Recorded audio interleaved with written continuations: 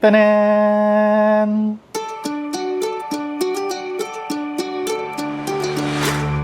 Maligayang araw ng kasarinlan.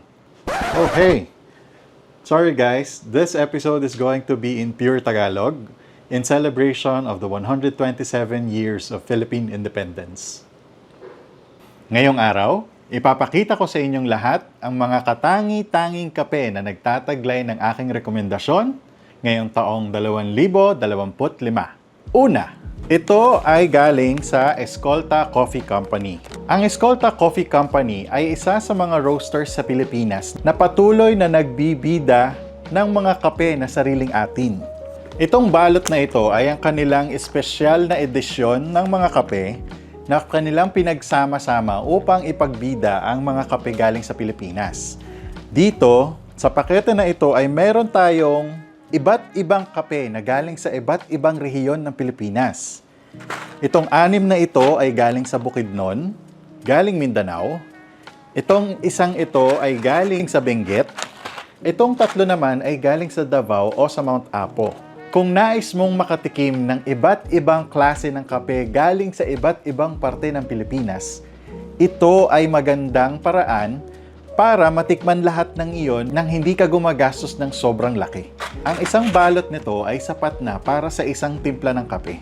Susunod, ito ay galing sa Curve Coffee Collaborators. Ang Curve Coffee Collaborators ay isa sa pinakamalalaking kumpanya na nagtataguyod ng kape sa Pilipinas. Kabilang sa mga kape na kanilang binibida ngayon ay itong Mount Apo Naturals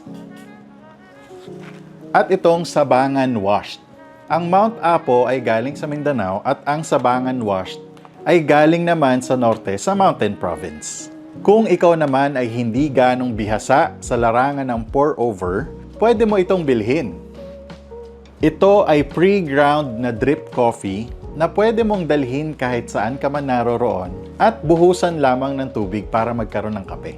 Susunod ay itong mga kape galing sa Primal Brew Coffee and Roastery.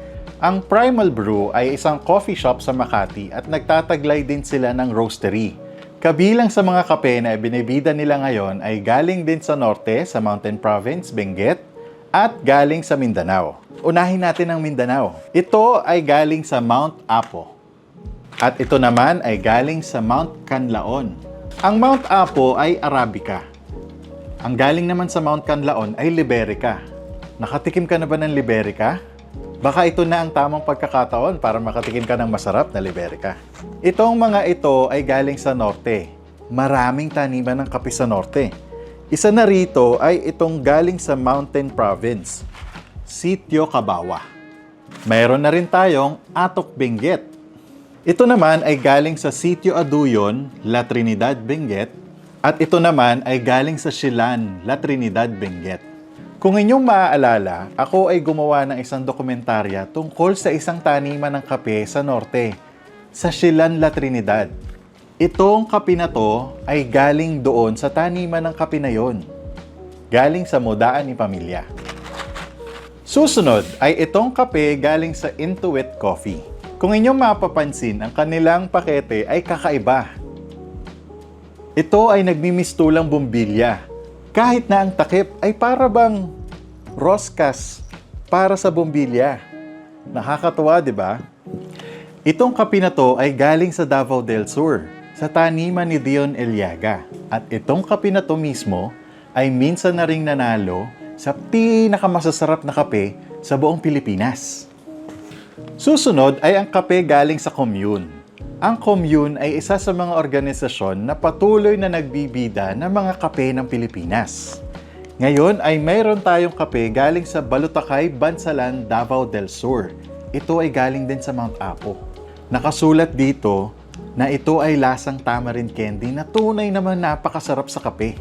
Itong kape naman na ito ay galing din sa Commune, pero ito ay isang espesyal na edisyon. Ginawa nila ito para sa pagdiriwan ng araw ng mga kababaihan.